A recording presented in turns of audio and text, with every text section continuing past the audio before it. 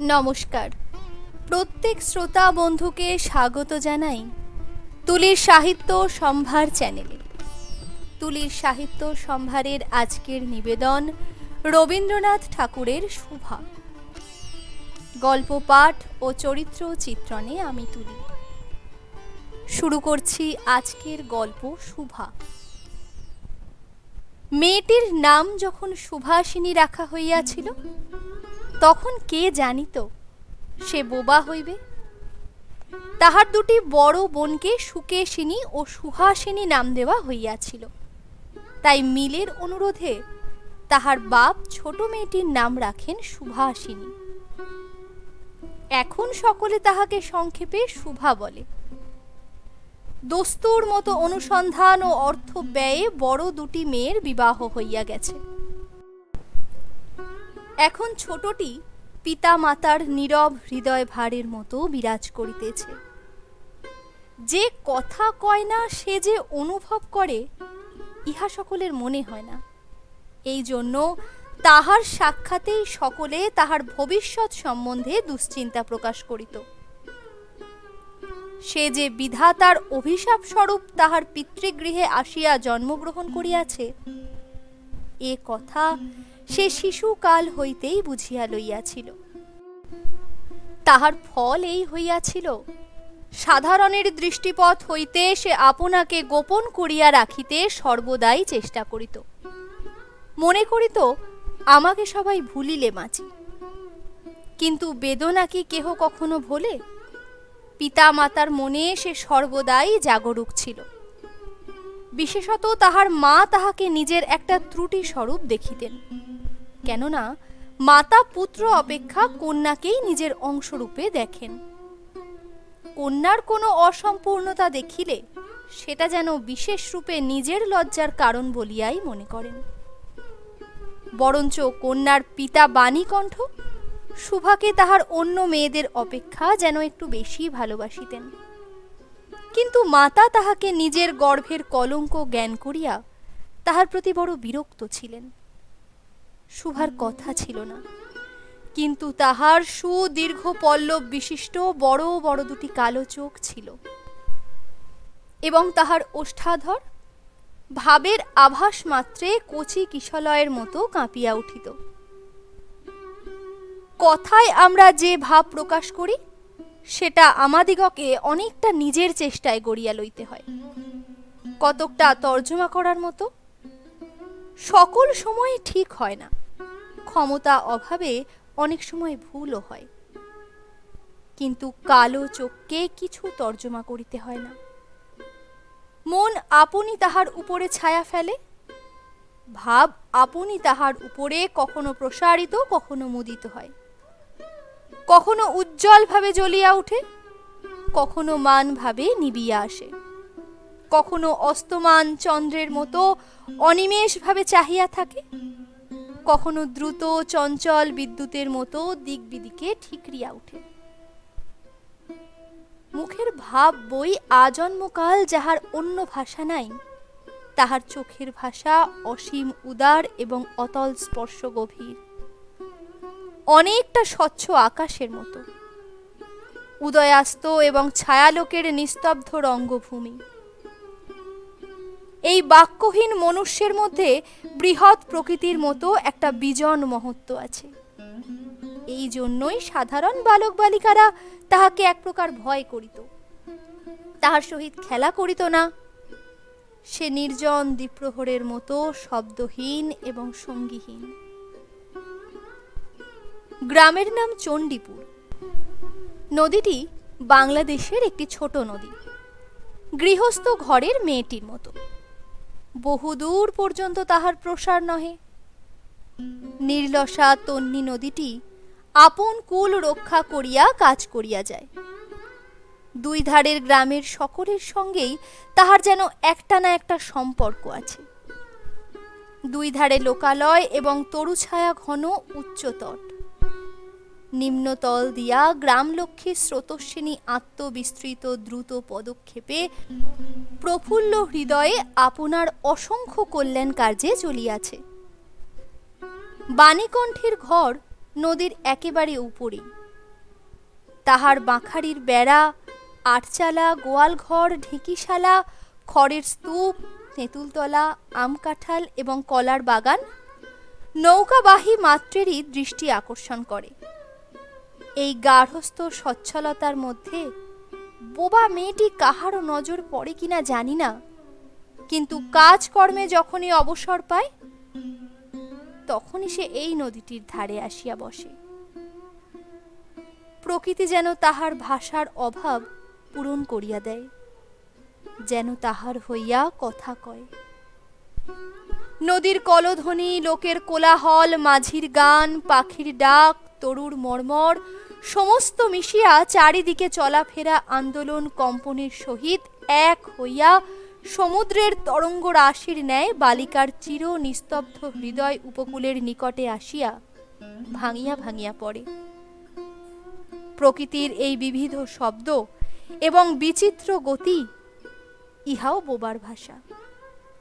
বড় বড় চুপল বিশিষ্ট সুভার যে ভাষা, তাহারই একটি বিশ্বব্যাপী বিস্তার। ঝিলিরক পূর্ণ তৃণভূমি হইতে শব্দাতীত নক্ষত্রলোক পর্যন্ত কেবল ইঙ্গিত, ভঙ্গি, সঙ্গীত, ক্রন্দন এবং দীর্ঘ নিঃশ্বাস। এবং মধ্যাহ্নে যখন মাঝিরা জেলেরা খাইতে যাইত, গৃহস্থেরা ঘুমাইত, পাখিরা ডাকিত না, খেয়া নৌকাও বন্ধ থাকিত, স্বজন জগৎ সমস্ত কাজকর্মের মাঝখানে সহসা থামিয়া গিয়া ভয়ানক বিজন মূর্তি ধারণ করিত, তখন রৌদ্র মহাকাশের তলে কেবল একটি বোবা প্রকৃতি এবং একটি বোবা মেয়ে মুখোমুখি চুপ করিয়া বসিয়া থাকিত, একজন সুবিস্তীর্ণ রৌদ্রে আর একজন ক্ষুদ্র তরুচ্ছায়ায়। সুভার যে গুটি কতক অন্তরঙ্গ বন্ধুর দল ছিল না তাহা নহে, গোয়ালের দুটি গাভী, তাহাদের নাম সর্বশী ও পাঙ্গুলি। সে নাম বালিকার মুখে তাহারা কখনো শুনে নাই, কিন্তু তাহার পদশব্দ তাহারা চিনিত। তাহার কথাহীন একটা করুণ সুর ছিল, তাহার মর্ম তাহারা ভাষার অপেক্ষা সহজেই বুঝিত। সুভা কখন তাহাদের আদর করিতেছে, কখন ভর্ৎসনা করিতেছে, কখন মিনতি করিতেছে, তাহা তাহারা মানুষের অপেক্ষাও ভালো বুঝিতে পারিত। সুভা গোয়ালে ঢুকিয়া দুই বাহুর দ্বারা সর্বশীর গ্রীবা বেষ্টন করিয়া তাহার কানের কাছে আপনার গণ্ডদেশ ঘর্ষণ করিত এবং পাঙ্গুলি স্নিগ্ধ দৃষ্টিতে তাহার প্রতি নিরীক্ষণ করিয়া তাহার গা চাটিত। বালিকা দিনের মধ্যে নিয়মিত 3 বার করিয়া গোয়াল ঘরে যাইত। তাহা ছাড়া অনিয়মিত আগমনও ছিল। গৃহে যেদিন কোনো কঠিন কথা শুনিত, সেদিন সে অসময়ে তার এই মুখ বন্ধু দুটির কাছে আসিত। তাহার সহিষ্ণুতা পরিপূর্ণ বিষাদ শান্ত দৃষ্টিপাত হইতে তাহারা কি একটা অন্ধ অনুমান শক্তির দ্বারা বালিকার মর্মবেদনা যেন বুঝিতে পারিত এবং সুভার গা ঘেঁষিয়া আসিয়া অল্পে অল্পে তাহার বাহুতে শিং ঘষিয়া ঘষিয়া তাহাকে নির্বাক ব্যাকুলতার সহিত সান্ত্বনা দিতে চেষ্টা করিত। ইহারা ছাড়া ছাগল এবং বিড়াল শাবকও ছিল, কিন্তু তাহাদের সহিত সুভার এরূপ সম্যক ভাব মৈত্রী ছিল না। তথাপি তাহারা যথেষ্ট আনুগত্য প্রকাশ করিত। বিড়াল শিশুটি দিনে এবং রাত্রে যখন তখন সুভার গরম কোলটি নিঃসংকোচে অধিকার করিয়া সুখনিদ্রার আয়োজন করিত এবং সুভা তাহার গ্রীবা ও পৃষ্ঠে কোমল অঙ্গুলি বুলাইয়া দিলে সে তাহার নিদ্রাকর্ষণের বিশেষ সহায়তা হয়, ইঙ্গিতে এরূপ অভিপ্রায়ও প্রকাশ করিত। উন্নত শ্রেণীর জীবের মধ্যে সুভার আরও একটি সঙ্গী জটিয়াছিল, কিন্তু তাহার সহিত বালিকার ঠিক কিরূপ সম্পর্ক ছিল তাহা নির্ণয় করা কঠিন, কারণ সে ভাষা বিশিষ্ট জীব। সুতরাং উভয়ের মধ্যে সমভাষা ছিল না। গোসাইদের ছোট ছেলেটি, তাহার নাম প্রতাপ, লোকটি নিতান্ত অকর্মণ্য। সে যে কাজকর্ম করিয়া সংসারে উন্নতি করিতে যত্ন করিবে, বহু চেষ্টার পর বাপ মা সে আশা ত্যাগ করিয়াছিলেন। অকর্বণ্য লোকের একটা সুবিধা এই যে আত্মীয় লোকেরা তাহাদের উপরে বিরক্ত হয় বটে, কিন্তু প্রায় তাহারা নিঃসম্পর্ক লোকেদের প্রিয় পাত্র হয়। কারণ কোনো কার্যে আবদ্ধ না থাকাতে তাহারা সরকারি সম্পত্তি হইয়া দাঁড়ায়। শহরের যেমন এক আধটা গৃহ সম্পর্কহীন সরকারি বাগান থাকা আবশ্যক, তেমনি গ্রামে দুই চারিটা অকর্মণ্য সরকারি লোক থাকার বিশেষ প্রয়োজন। কাজে কর্মে আমোদে অবসরে যেখানে একটা লোক কম পড়ে, সেইখানেই তাহাদিগকে হাতের কাছে পাওয়া যায়। প্রতাপের প্রধান শখ ছিপ ফেলিয়া মাছ ধরা। ইহাতে অনেকটা সময় সহজেই কাটানো যায়। অপরাহ্নে নদী তীরে ইহাকে প্রায় এই কাজে নিযুক্ত দেখা যাইত, এবং এই উপলক্ষে সুভার সহিত তাহার প্রায়ই সাক্ষাৎ হইত। যে কোনো কাজেই নিযুক্ত থাক, একটা সঙ্গী পাইলে প্রতাপ থাকে ভালো। মাছ ধরার সময় বাক্যহীন সঙ্গী সর্বাপেক্ষা শ্রেষ্ঠ। এই জন্য প্রতাপ সুভার মর্যাদা বুঝিত। এই জন্য সকলেই সুভাকে সুভা বলিলেও প্রতাপ আরও একটু অতিরিক্ত আদর সংযোগ করিয়া সুভাকে সু বলিয়া ডাকিত। সুভা তেঁতুল তলায় বসিয়া থাকিত এবং প্রতাপ অনতি দূরে ছিপ ফেলিয়া জলের দিকে চাহিয়া থাকিত। প্রতাপের একটি করিয়া পান বরাদ্দ ছিল, সুভা তাহা নিজেই সাজিয়া আনিত, এবং বোধ করি অনেকক্ষণ বসিয়া বসিয়া চাহিয়া চাহিয়া ইচ্ছা করিত প্রতাপের কোনো একটা বিশেষ সাহায্য করিতে, একটা কোনো কাজে লাগিতে, কোনো মতে জানাইয়া দিতে যে এই পৃথিবীতে সেও একজন কম প্রয়োজনীয় লোক নহে। কিন্তু কিছুই করিবার ছিল না। তখন সে মনে মনে বিধাতার কাছে অলৌকিক ক্ষমতা প্রার্থনা করিত। মন্ত্র বলে সহসা এমন একটা আশ্চর্য কাণ্ড ঘটাইতে ইচ্ছা করিত, যাহা দেখিয়া প্রতাপ আশ্চর্য হইয়া যায়। বলে, তাই তো, আমাদের সুভীর যে এত ক্ষমতা তাহা তো জানিতাম না। মনে করো সুভা যদি জলকুমারী হইত, আস্তে আস্তে জল হইতে উঠিয়া একটা সাপের মাথার মণি ঘাটে রাখিয়া যাইত। প্রতাপ তাহার তুচ্ছ মাছ ধরা রাখিয়া সেই মানিক লইয়া জলে ডুব মারিত এবং পাতালে গিয়া দেখিত রূপার অট্টালিকায় সোনার পালঙ্কে কে বসিয়া? আমাদের বাণীকণ্ঠের ঘরের সেই বোবা মেয়ে সু। আমাদের সু সেই মণিদীপ্ত গভীর নিস্তব্ধ পাতালপুরীর একমাত্র রাজকন্যা। তাহা কি হইতে পারিত না? তাহা কি এতই অসম্ভব? আসলে কিছুই অসম্ভব নয়, কিন্তু তবুও সুপ্রজাশূন্য পাতালের রাজবংশে না জন্মিয়া বাণীকণ্ঠের ঘরে আসিয়া জন্মিয়াছে, এবং গোসাইদের ছেলে প্রতাপকে কিছুতেই আশ্চর্য করিতে পারিতেছে না। সুভার বয়স ক্রমেই বাড়িয়া উঠিতেছে। ক্রমে সে যেন আপনাকে আপনি অনুভব করিতে পারিতেছে, যেন কোনো একটা পূর্ণিমা তিথিতে কোনো একটা সমুদ্র হইতে একটা জোয়ারের স্রোত আসিয়া তাহার অন্তর আত্মাকে এক নতুন অনির্বচনীয় চেতনা শক্তিতে পরিপূর্ণ করিয়া তুলিতেছে। সে আপনাকে আপনি দেখিতেছে, ভাবিতেছে, প্রশ্ন করিতেছে এবং বুঝিতে পারিতেছে না। গভীর পূর্ণিমা রাত্রে সে একদিন ধীরে ধীরে শয়নগৃহের দ্বার খুলিয়া ভয়ে ভয়ে মুখ বাড়াইয়া বাহিরের দিকে চাহিয়া দেখে পূর্ণিমা প্রকৃতিও সুভার মতো একাকিনী সুপ্ত জগতের উপর জাগিয়া বসিয়া যৌবনের রহস্যে পুলকে বিষাদে অসীম নির্জনতার একেবারে শেষ সীমা পর্যন্ত, এমনকি তাহা অতিক্রম করিয়াও থমথম করিতেছে। একটি কথাও কহিতে পারিতেছে না। এই নিস্তব্ধ ব্যাকুল প্রকৃতির প্রান্তে একটি নিস্তব্ধ ব্যাকুল বালিকা দাঁড়াইয়া আছে। এদিকে কন্যাভারগ্রস্ত পিতামাতা চিন্তিত হইয়া উঠিয়াছেন। লোকেও নিন্দা আরম্ভ করিয়াছে, এমনকি এক ঘরে করিবে এমন জনরব শোনা যায়। বাণীকণ্ঠের সচ্ছল অবস্থা, 2 বেলাই মাছ ভাত খায়। এজন্য তাহার শত্রুও ছিল। স্ত্রী পুরুষে বিস্তর পরামর্শ হইল। কিছুদিনের মতো বাণী বিদেশে গেল। অবশেষে ফিরিয়া আসিয়া কহিল, চলো, কলিকাতায় চলো। বিদেশ যাত্রার উদ্যোগ হইতে লাগিল।